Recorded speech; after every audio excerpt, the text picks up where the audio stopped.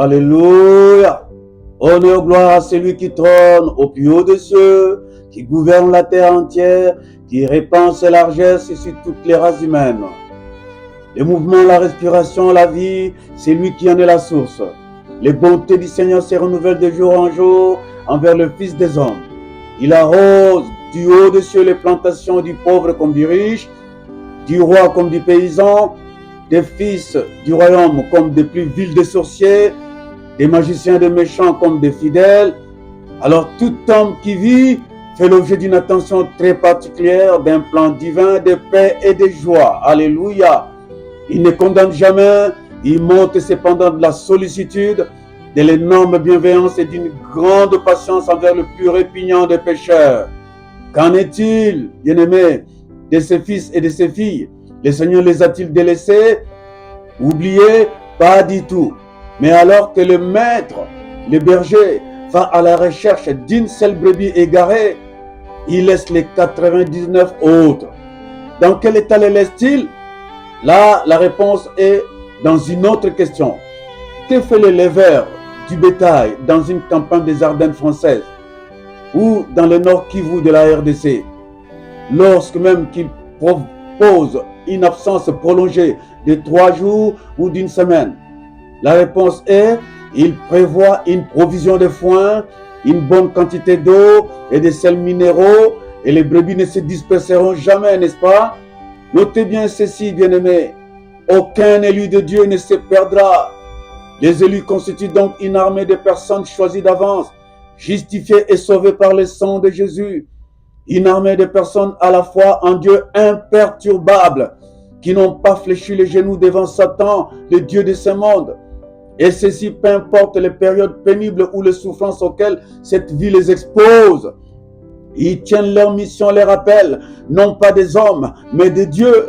Ce sont des prisonniers de Dieu, des hommes consacrés, prêts à suivre le Maître dans des conditions et circonstances de temps et de lieux que la plupart de ceux qui se disent serviteurs ne se plieront jamais. Ils se contentent de vivre comme le Maître, modestement. Ils ont leur pain quotidien, ils ont leurs vêtements, ils ont un toit pour passer la nuit et cela suffit. Leur existence est imprégnée d'une confiance en Dieu indescriptible, indestructible. Ils s'en tiennent à la parole qui déclare ceci: je ne te délaisserai pas, je ne t'abandonnerai point. Josué 1, 5.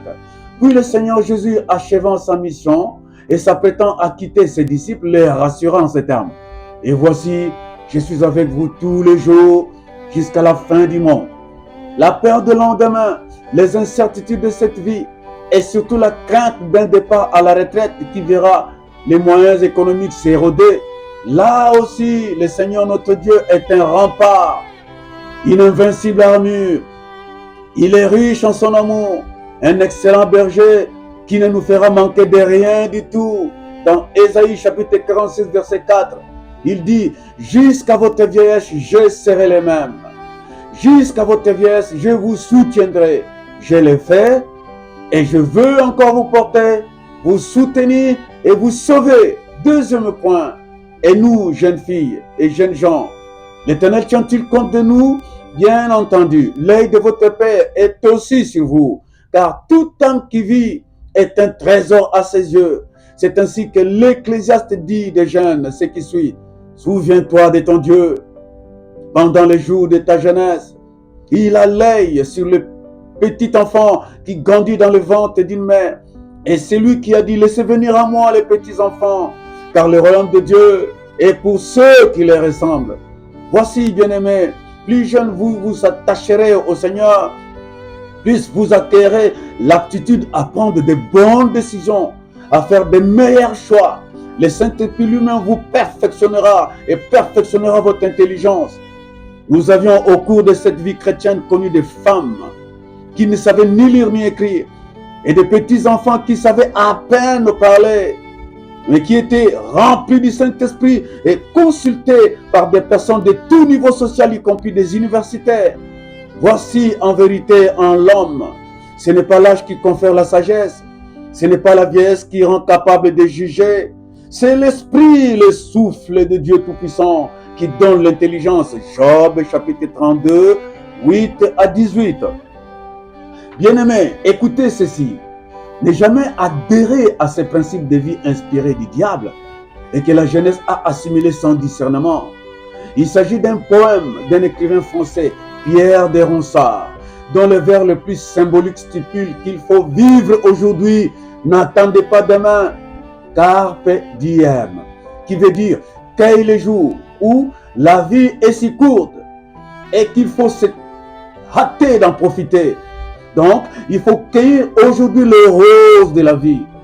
Déjà, l'apôtre Paul était confronté aux tenants de cette doctrine. Il était en Athènes, attendant Silas et Timothée. La Bible dit, comme Paul attendait à Athènes, il sentait au-dedans de lui son esprit s'irriter à la vie de cette ville pleine d'idoles. Acte 17, 16, 18. Au verset 18, quelques philosophes épicuriens et stoïciens s'est mis à parler avec lui. Voici sommairement ce que cette pensée prônait. L'épicurisme propose de s'appuyer sur le plaisir défini comme le bien suprême et sur les rejets de la souffrance afin d'atteindre le bonheur caractérisé par l'absence de troubles.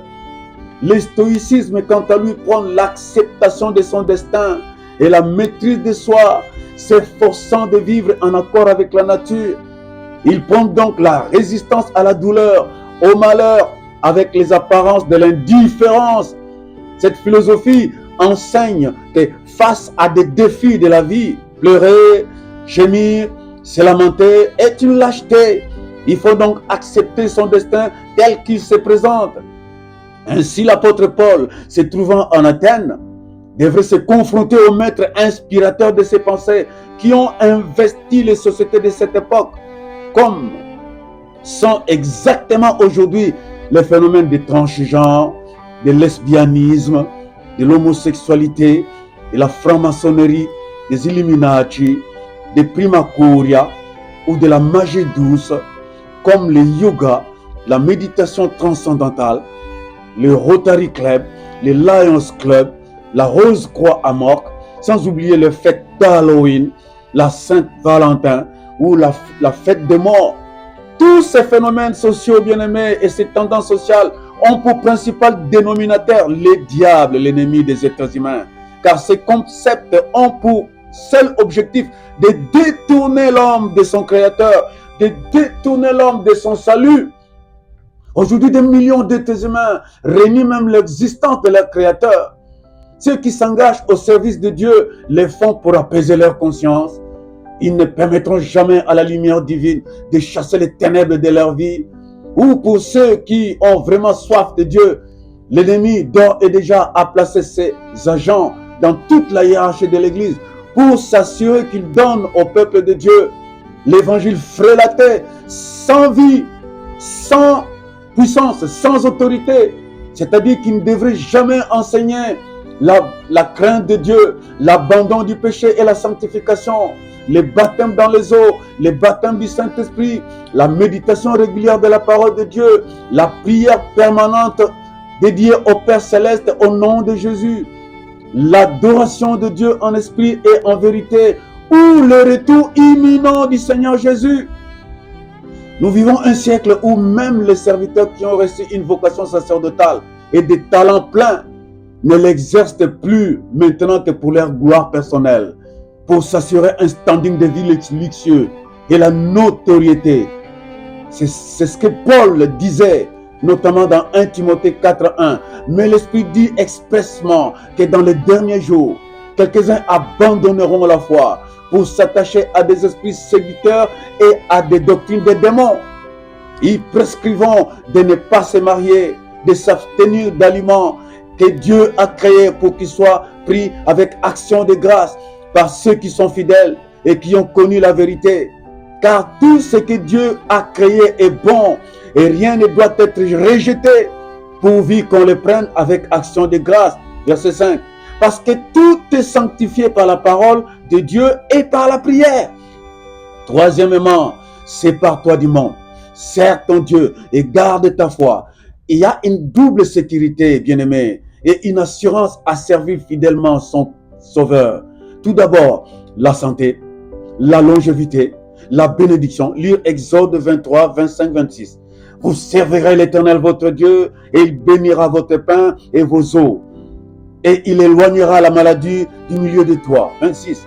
Il n'y aura dans ton pays ni femme qui avorte, ni femme stérile. Je remplirai le nombre de tes jours. Pourquoi, jeune homme, veux-tu servir Satan et mourir trop jeune à 50 ans? Ensuite, Dieu lui-même partagera avec toi sa gloire immortelle et la vie éternelle. Pierre, prenant la parole, lui dit, voici, maître, nous avons tout quitté et t'avons suivi. Qu'en sera-t-il pour nous? Jésus leur répondit, je vous l'ai dit, quiconque aura quitté à cause de mon nom ses frères, ses sœurs, ou son père, ou sa mère, ou sa femme, ou ses enfants, ou ses terres, ou ses maisons, recevra les centiples et héritera la vie éternelle. Et enfin, Satan verra bien que Jésus-Christ a purifié ta vie des influences du monde et que désormais la flamme du Saint-Esprit consume en toi la crainte, la crise d'angoisse, les soucis du lendemain, la dépression nerveuse, les fréquents accès injustifiés à la colère et au désespoir. Oui, Satan, que tes yeux ne voient pas, lui verra les changements que Jésus opère dans ta vie et il te fera la guerre. Une chose est sûre, Jésus t'a laissé sa paix et sa joie. Jean 16, 33.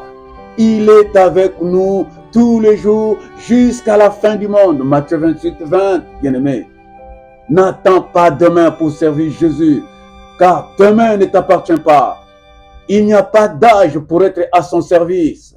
Sois-tu un enfant ou un adolescent ou un jeune homme ou un vieillard ou prêt à quitter ce monde. Il dit, je ne mettrai jamais dehors celui qui vient à moi. Ne sème pas aujourd'hui un style de vie ou des actes ou des paroles ou des déclarations verbales qui te disqualifieront aux yeux de ton Seigneur. Car ce qu'un homme aura sémé et il le moissonnera. Et ne l'oublie pas, bien-aimé, que la vie ou la mort commence par la langue. Proverbe 18, 21. Regarde le célèbre artiste John Lennon du célèbre mouvement musical, le Beatles, qui s'est moqué de Jésus en disant « Ce nom de Jésus disparaîtra de la terre ». Il a été chopé, assassiné par un certain David Chopman qui ne savait même pas ce qu'il venait de faire. Où est Adolf Hitler qui rêvait de bâtir un empire de 1000 ans?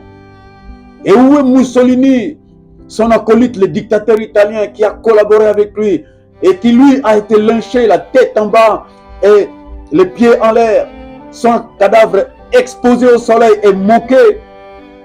Et que dire de Thomas Andrew, le bâtisseur du Titanic qui s'est écrié « Ce bateau est insubmersible, même Dieu lui-même est incapable de le submerger ». Thomas Andrew, son Titanic et tous ses passagers ont coulé dans le flot de la mer. On ne se moque pas de Dieu, bien-aimé. Crains Dieu, sers Dieu. Humblement, je vous prie de donner votre cœur à Jésus-Christ aujourd'hui, pas demain. Demandez-lui de vous guider dans le choix d'une église et servez-le pendant le restant de ta vie. Que Dieu bénisse votre décision. Dieu des cieux vous bénisse abondamment. Au nom de Jésus-Christ de Nazareth. Amen, amen, amen. Prochaine vidéo dans 15 jours.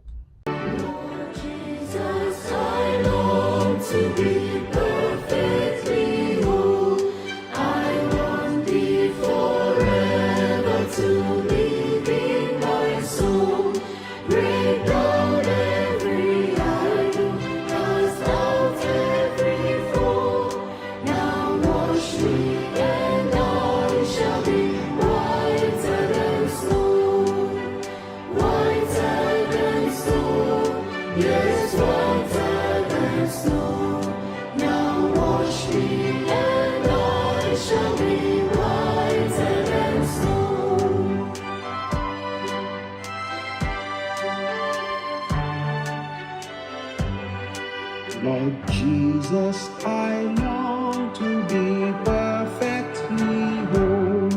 I want thee forever to live in my soul. Break down every